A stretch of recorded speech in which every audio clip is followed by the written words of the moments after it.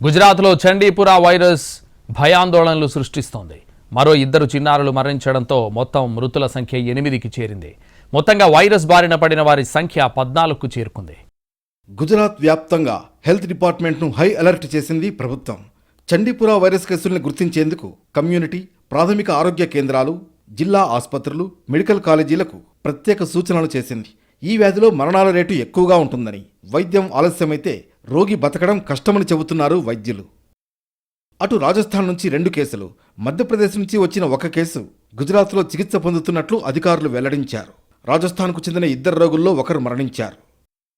ముందు జాగ్రత్తగా 26 రెసిడెన్షియల్ జోన్లలోని 8,600 ఇళ్లలో 44,000 మందికి పైగా స్క్రీనింగ్ నిర్వహించినట్లు తెలిపింది గుజరాత్ ప్రభుత్వం.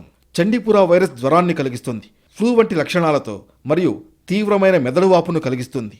దోమలు, పేలు, ఇసుక ఈగల ద్వారా వైరస్ వ్యాప్తి చెందుతుంది.